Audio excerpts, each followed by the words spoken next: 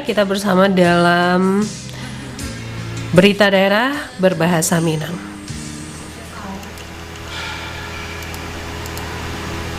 Pro 1.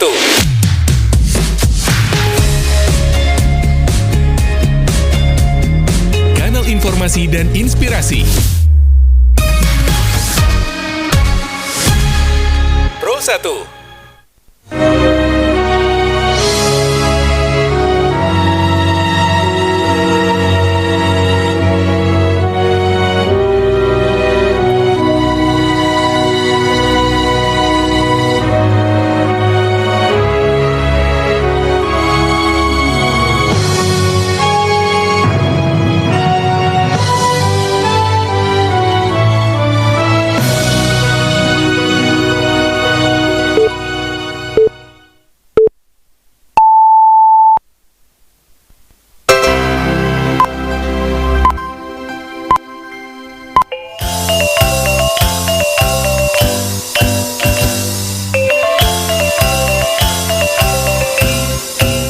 Selamat siang Nusana Padang. Untuk mengawali perjumpaan siang hariku, kami sampaikan sari berita utama.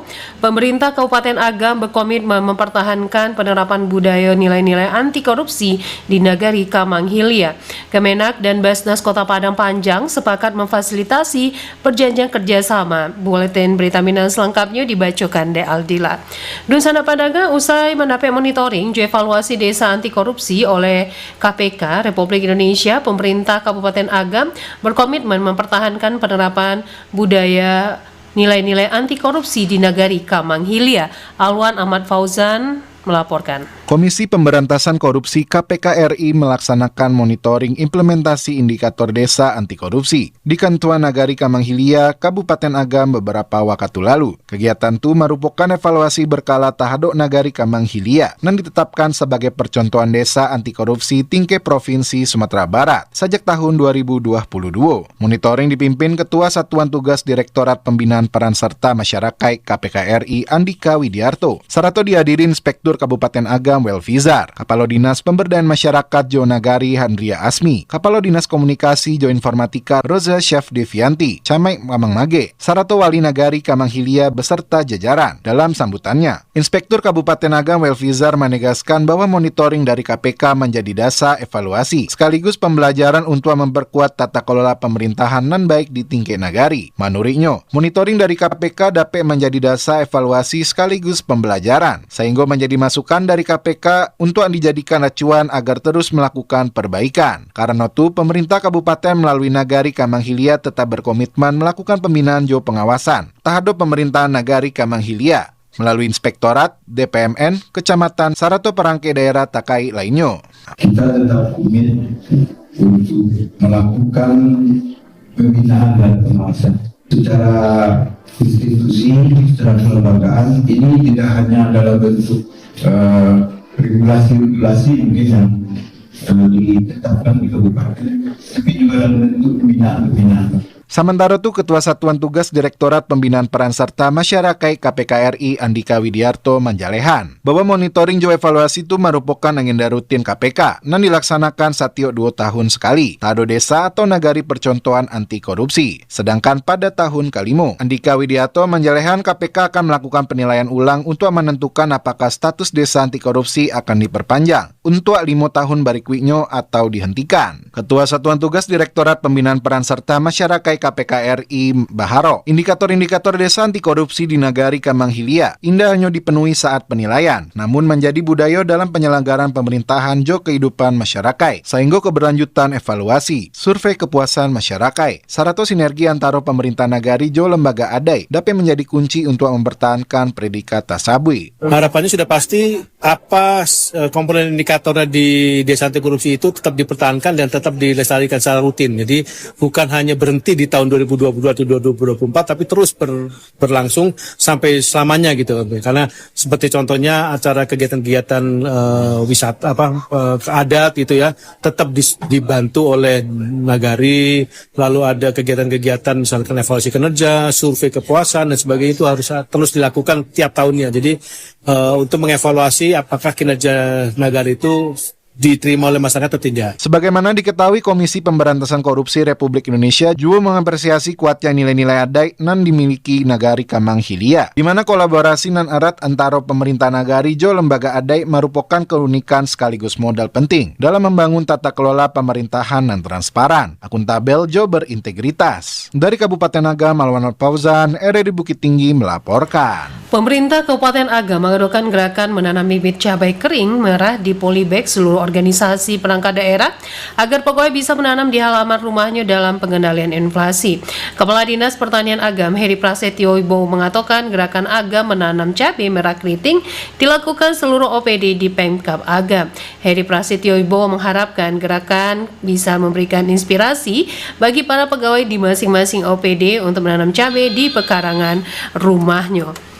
Dusana Padanga, Kemenak dan Basnas Kota Padang Panjang sepakat menfinalisasi perjanjian kerjasama atau PKS untuk mengoptimalkan pengelolaan dan penyaluran zakat infak 100 sedekah. Berikut laporan Nofri.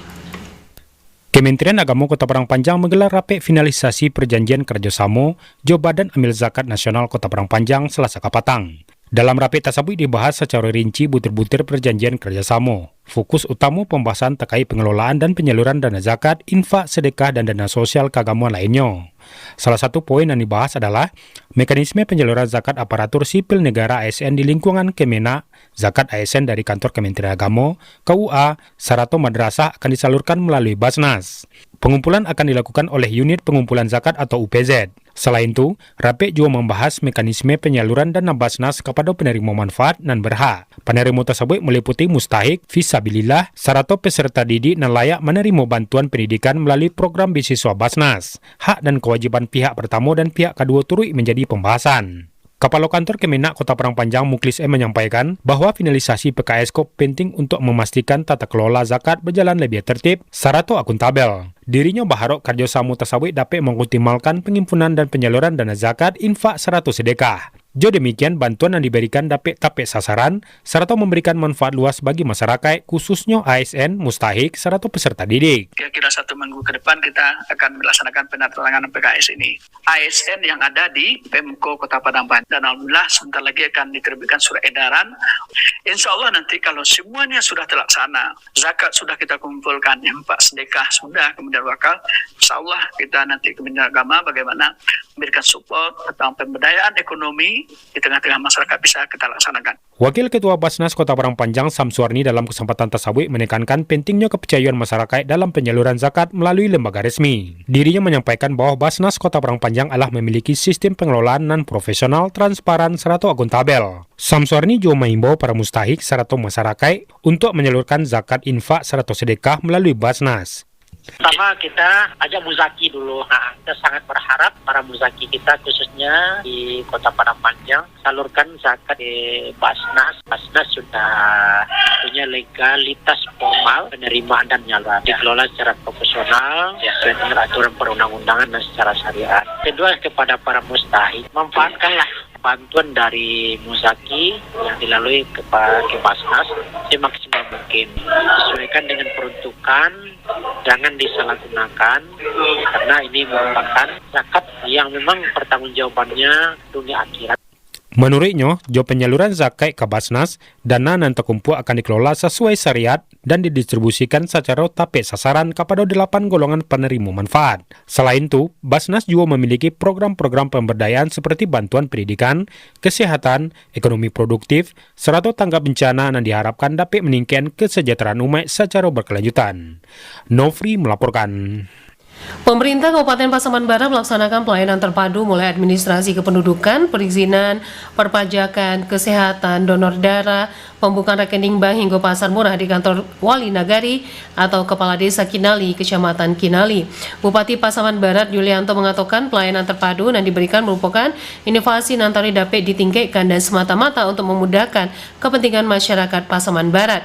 Yulianto mengharapkan dengan adanya pelayanan terpadu, masyarakat dan indak memiliki kesempatan berurusan ke ibu kota kabupaten di Simpang 4 akan dapat terlayani dengan mudah, cepat, dan gratis. Dusana Pandangan guna menekan angka stunting, Laboratorium Pusat Kesehatan Masyarakat Puskesmas di wilayah Bukit Tinggi adakan program tes triple eliminasi. Berikut laporan Nur Afni Susilawati.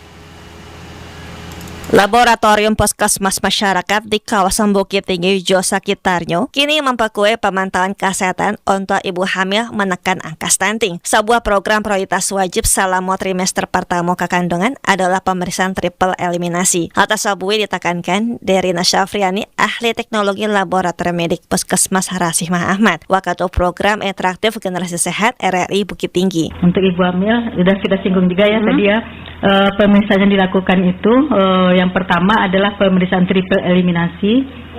Itu dilakukan pada semester 1. Untuk kalau dapat sedini mungkin dilakukan pemeriksaan triple eliminasi apa saja, yaitu pemeriksaan HIV, hepatitis B, sifilis. Jadi mempersiapkan kehamilan dengan sebaik mungkin. Nah, seperti itulah. Penularan ketiga penyakit dari induk ke anak selama mengandung, melahirkan atau menyusui dapat mempunyai konsekuensi fatal, mulai dari keguguran cacat bawaan sampai kematian bayi. Selain tes eliminasi 3 kali, Laboratorium Pusat Kesehatan Masyarakat juga memerlukan pemeriksaan kadar hemoglobin secara berkala. Langkah itu sangat penting karena anemia pada si hamil merupakan penyebab utama kelahiran bayi dengan berat badan rendah yang memicu stunting, sekaligus peningkatan risiko kematian ibu di Pandaran Bare. Mengenai fasilitas, masyarakat tidak perlu khawatir karena laboratorium di tingkat puskesmas kini telah dilengkapi peralatan otomatis yang modern dan terstandarisasi. Segala rangkaian pemeriksaan penunjang untuk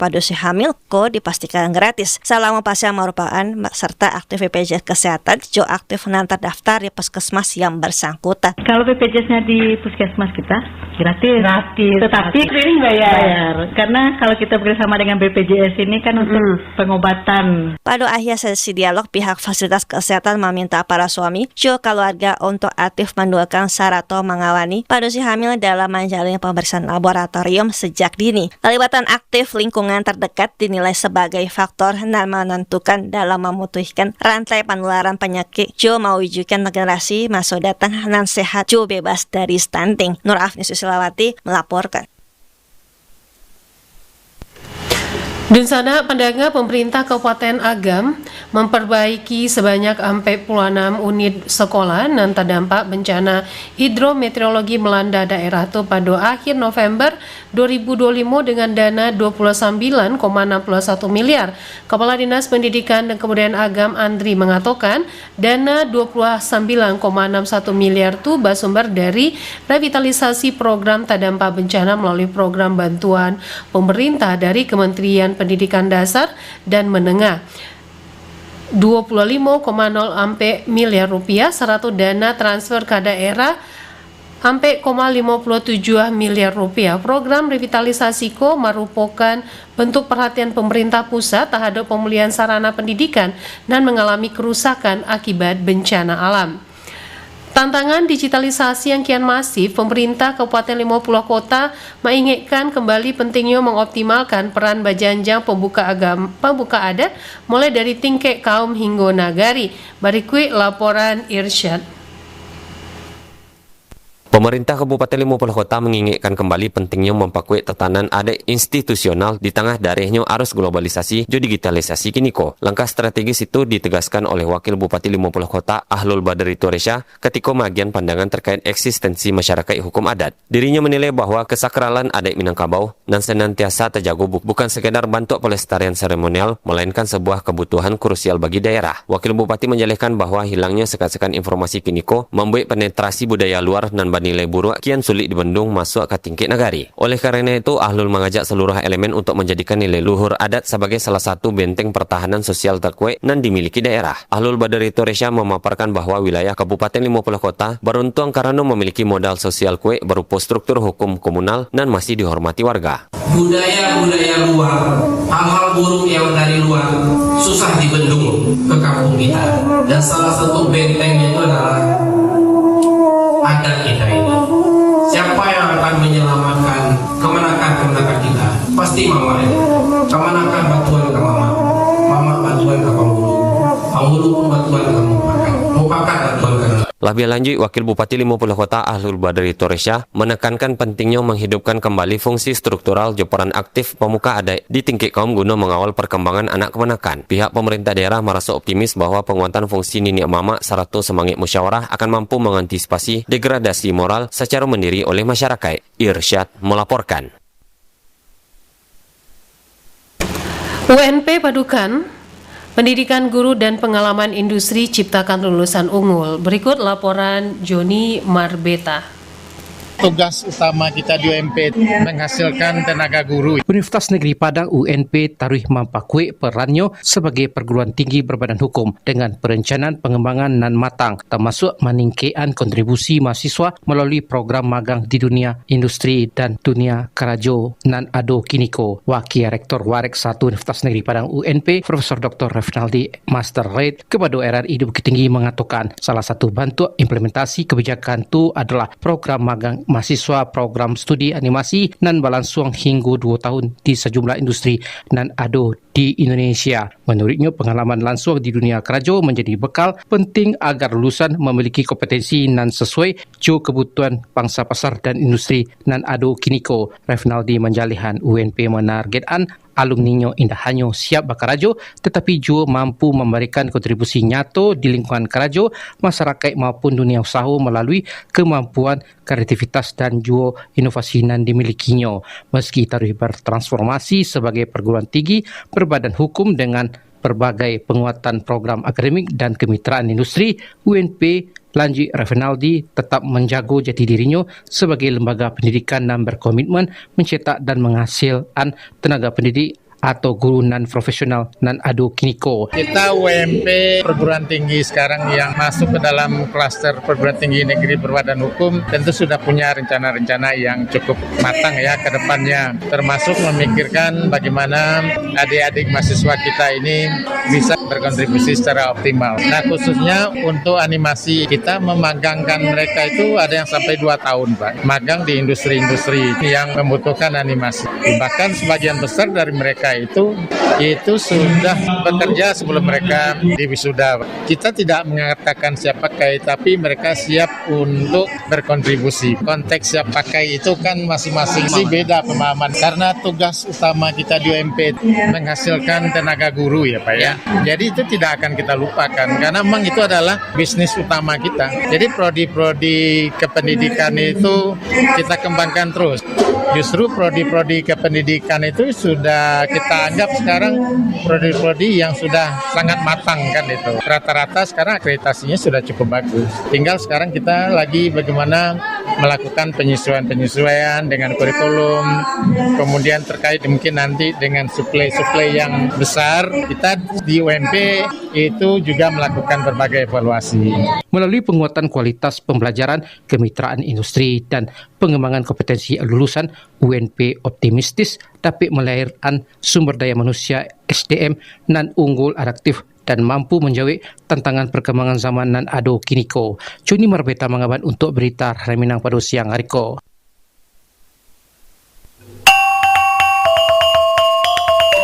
Sekian berita daerah untuk siang hari ko. Berita daerah selanjutnya dapat Nusana dengarkan bisa pagi pukul 6 waktu Indonesia Barat.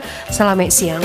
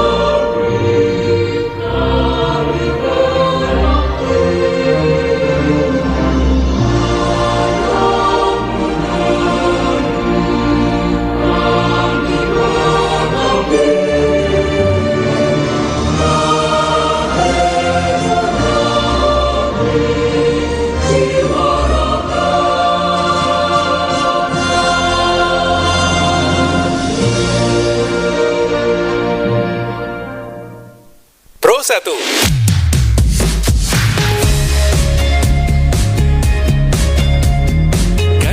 informasi dan inspirasi.